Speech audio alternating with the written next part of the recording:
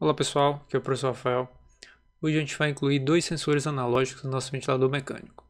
Um sensor de temperatura e um sensor de saturação de oxigênio. Então vamos lá. A Sprint 5 é essa daqui. Como eu falei, a gente vai incluir um sensor de temperatura corporal e um sensor de saturação de O2. Bom, ambos esses sensores eles vão ser simulados simplesmente por dois potenciômetros, duas fontes de tensão analógica, e vão ser conectados via entrada analógica.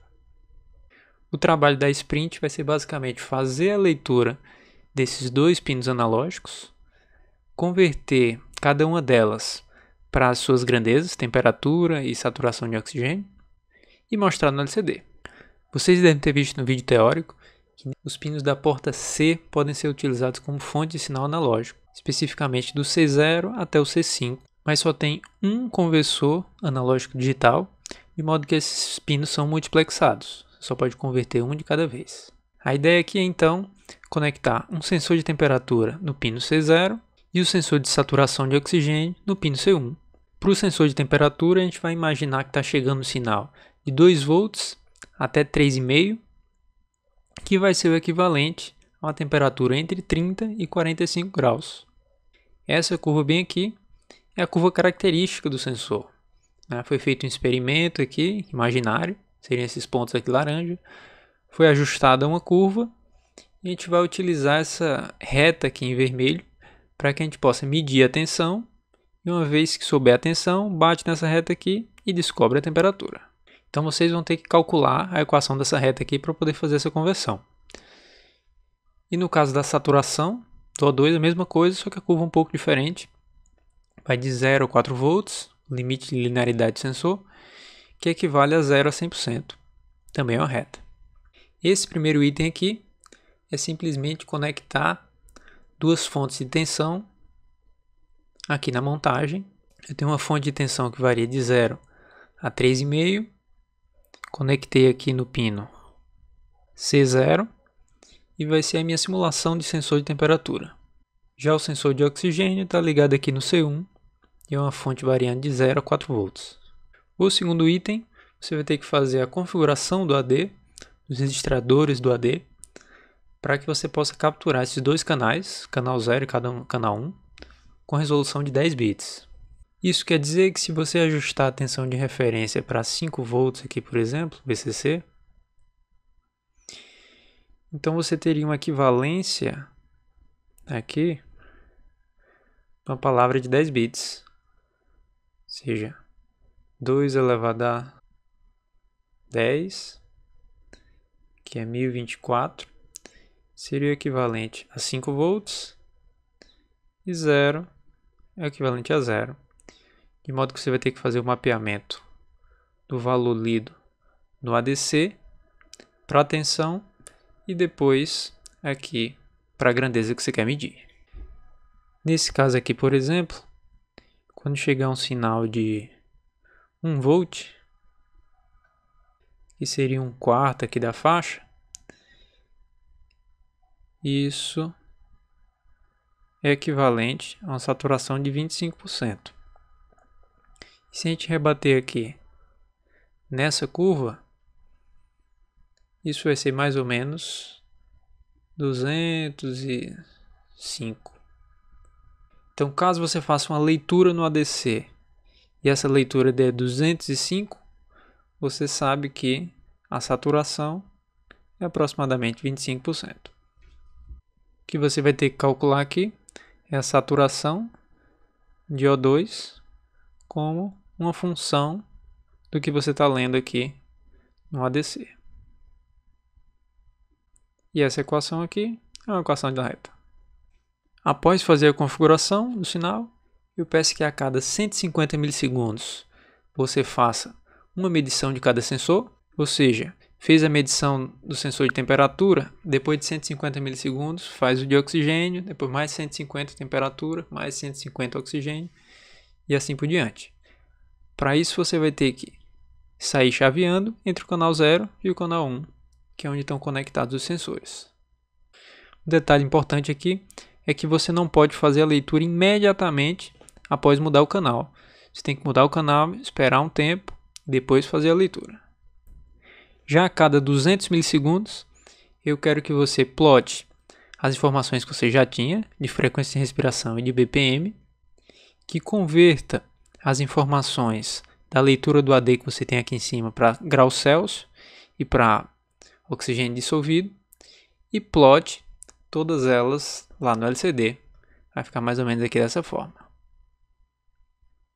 Além disso, eu vou pedir para vocês adicionarem um buzzer, que é esse componente aqui, e caso a temperatura fuja dessa faixa aqui, seja menor do que 35 graus ou maior do que 41 graus, ou então a taxa de oxigenação seja menor do que 60%, você ative esse buzzer aqui, gerando sinal sonoro, para que alguém possa tomar uma providência.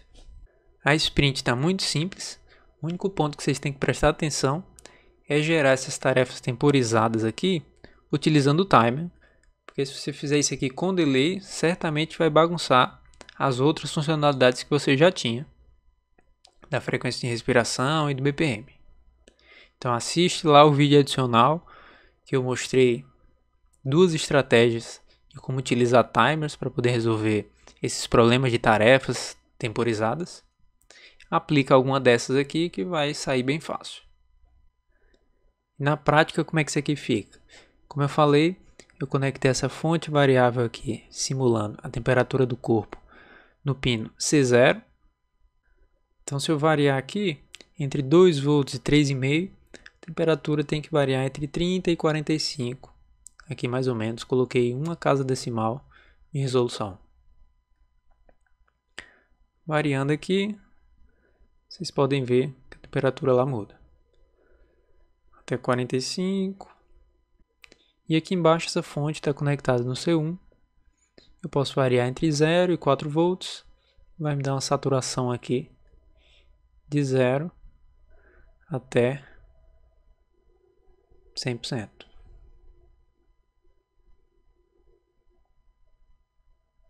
Vocês podem ver que as outras funcionalidades ainda estão ok.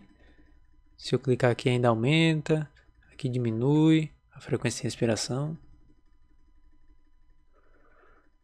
até o máximo. Ela ainda continua aqui animando direito, o período aqui está 2 segundos.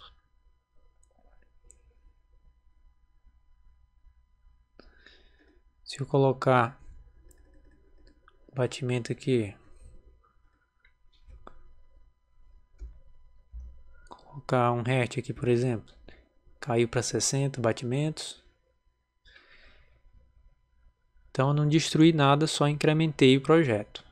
Bom, daí ficou faltando aqui só a questão do alarme, que é esse componente aqui, eu deixei para adicionar com vocês.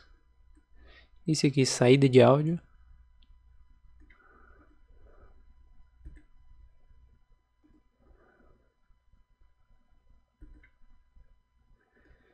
Que eu conectei lá no D7.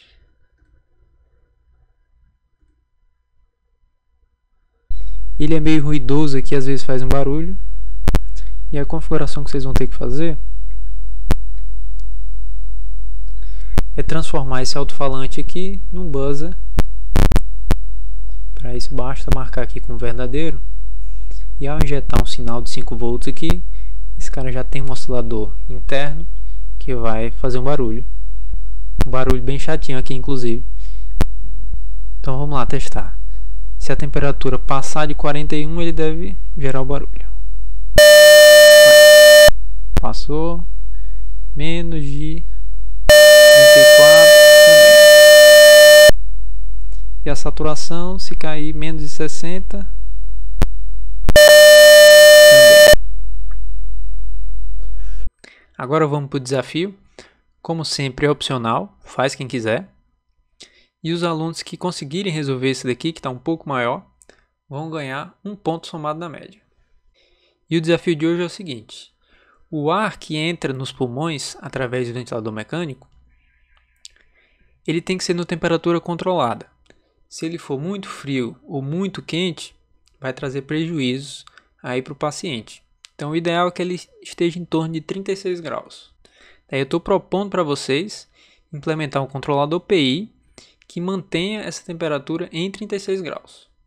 Para não atrapalhar o projeto do ventilador de vocês, eu peço que vocês façam um projeto totalmente à parte, no Atmel Studio à parte e a montagem à parte também, utilizando esse simulador PixinLab, que ele já tem um componente aqui que simula um sistema térmico, com um aquecedor, uma ventoinha e um sensor de temperatura. Vocês devem instalar o PixinLab, escolher a placa do Arduino Uno, que é baseado no Atmega 328 que a gente vem utilizando. E aqui na aba Spare Parts, você vai selecionar o módulo de sistema de temperatura, que é esse aqui, e incluir. A ideia é vocês utilizarem exatamente esses dois pontos aqui, que é o aquecedor. Esse pino aqui é o sinal de controle para o acionamento dessa resistência aqui. Quanto mais potência você injetar lá, mais ela vai aquecer. E mais aqui o sensor de temperatura para aumentar a sua temperatura, que está sendo representado aqui embaixo em graus Celsius, e um sinal analógico de 0 a 5 volts aqui nesse pino 3. Então o diagrama de controle que vocês vão ter que montar é alguma coisa parecida com essa figura aqui. Você vai ter um set point de 36 graus, um controlador PI, a saída de controle vai ser um sinal PWM injetado aqui nesse pino 1, que é o sinal de controle do aquecedor. Então você vai poder ajustar o duty cycle aquecendo mais ou menos. Quanto mais largo for o duty cycle, maior vai ser o valor médio de tensão e mais potência vai ser dissipada aqui na resistência, aquecendo mais. Quanto menor o duty cycle, menos ele vai esquentar. Aqui perto da resistência tem um sensor de temperatura, que é esse cara aqui, que está conectado no pino 3, que vocês vão ter que conectar em alguma porta analógica aqui do Atmega.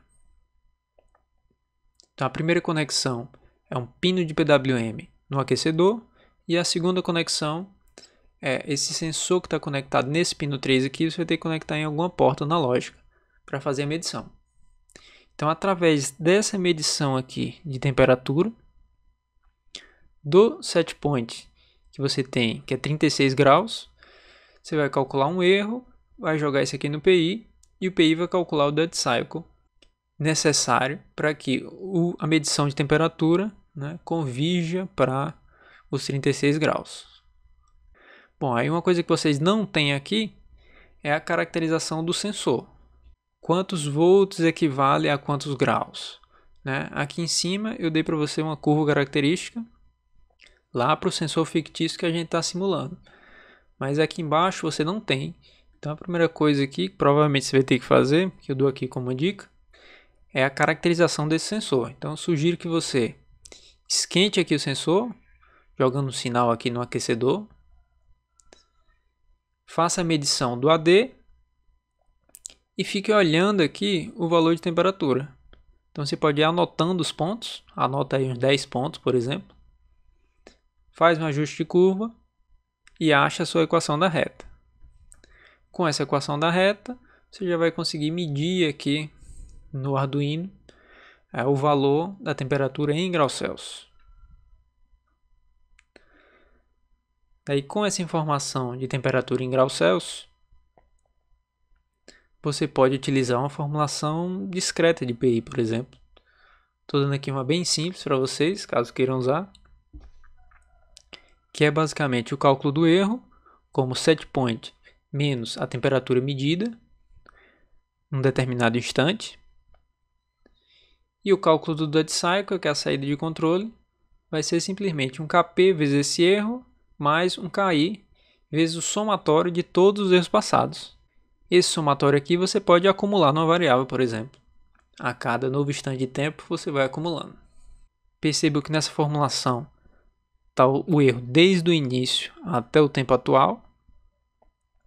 Mas se você quiser, você pode usar um janelamento aqui também, T-N. E os ganhos do controlador, aqui como na aula de controle, você pode definir empiricamente até que a saída convirja. Ou se você quiser dar um passo a mais, você pode fazer a identificação aqui desse sistema térmico e projetar no MATLAB um PI. Então o teste que eu vou fazer é o seguinte: vou carregar o binário de vocês no simulador e vou ficar olhando aqui para esse valor de temperatura. Bom, o aquecimento de vocês deve atuar para que esse valor aqui fique oscilando em torno de 36. Se isso acontecer, beleza, resolveu o problema de rastreamento aqui dessa referência. E para testar a malha fechada, o que eu vou fazer é aplicar um sinal aqui no cooler. Vou jogar um sinal qualquer, ele vai começar a girar e deve esfriar aqui o sensor. O sistema de controle de vocês estiver minimamente estável, ele deve jogar um pouco mais de potência aqui para compensar isso e a temperatura deve estabilizar de novo em torno de 36 graus. Então, se isso acontecer, eu vou considerar que o projeto foi um sucesso. Então, eu não vou avaliar a dinâmica aqui do sistema de controle. Basta que ele seja estável e que convirja para algum lugar. Se isso acontecer, já vou considerar que tá ok. Se você já pagou o laboratório de controle, esse desafio aqui é básico.